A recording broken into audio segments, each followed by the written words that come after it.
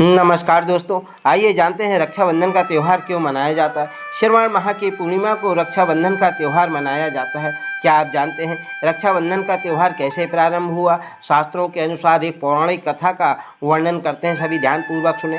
देवताओं और दानवों में हमेशा युद्ध होते रहते थे। दानव स्वर्ग आसन प्राप्त करने के लिए कठोर तप किया करते थे और मनचाहा भगवान ब्रह्मा विष्णु महेश से वरदान प्राप्त कर देवताओं पर राज किया करते थे। तब राजा बलि, जो दानवों के राजा थे, वे बड़े ही बलवान थे, दयावान थे और दानवीर भी थे। राजा बलि प्रहलाद के पौत्र भगवान श्री हरि के परम प्रिय भक्त भी थे, साथ ही भगवान शिव के भी परम भक्त थे। एक समय राजा बलि ने 101 यज्ञ पूर्ण करने का अनुष्ठान करने का संकल्प लिया। अब देवताओं को यह चिंता सताने लगी कि यदि राजा बलि ने 101 यज्ञ पूर्ण कर लिए तो वे स्वर्ग और अमृत दोनों खो बैठेंगे और फिर दानव पृथ्वी पर हाहाकार मचा देंगे। समस्त देवता श्री हरि नारायण के पास अपनी गुहार लेकर गए और उनसे मदद की याचना करने लगे। भगवान विष्णु ने देवताओं की मदद के लिए हित करने के लिए अपनी इच्छा से बटुक ब्राह्मण का रूप धारण कर लिया और राजा बलि के दरबार पर गए और उनसे भिक्षा की याचना करने लगे। राजा बलि के दरबार में कोई भी याचक जाता है वह कभी खाली हाथ वापस नहीं आता है। जब भगवान विष्णु बटुक रूप में आते हैं और राजा बलि से भिक्षा की याचना करते हैं, राजा बलि संकल्प लेकर बटुक ब्राह्मण को 3 पग भूमि देने का वचन दे देते हैं और साथ ही संकल्प लेते हैं। राजा बलि के गुरु श्री शुक्राचार्य भगवान राजा बलि से मना करते हैं कि हे राजन, ये कोई और नहीं श्री नारायण हैं, तुमसे तुम्हारा सब कुछ छीनने के लिए आए हैं। तुम अपने गुरु का कहना मानो और इनको कुछ ना दो, यह तुमसे सब कुछ छीन लेंगे।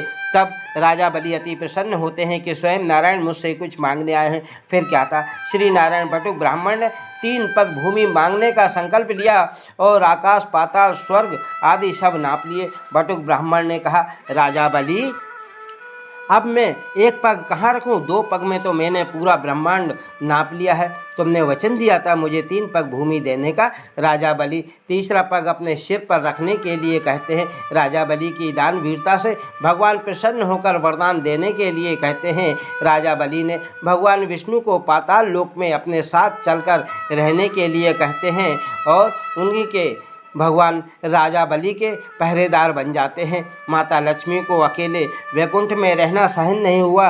माता लक्ष्मी इस समस्या के निवारण हेतु भगवान शिव के पास आती हैं।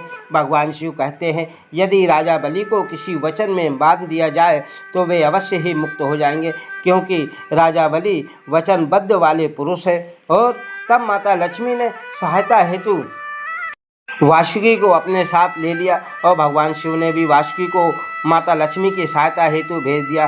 फिर माता लक्ष्मी पाताल पहुंचकर एक नाग कन्या का रूप धारण करती हैं और वासुकी महाराज रक्षा सूत्र में बदल जाते हैं। नाग कन्या माता लक्ष्मी राजा बलि को अपना भाई बनाकर उनके हाथों में रक्षा सूत्र बांध देती हैं। राजा बलि माता लक्ष्मी को वचन देते हैं कि सदैव मैं आपकी रक्षा करूंगा और मनचाहा वरदान मांगने के लिए कहते हैं। माता लक्ष्मी अपने असली रूप में आ जाती हैं और माता लक्ष्मी वचन के रूप में श्री नारायण को मांग लेती हैं।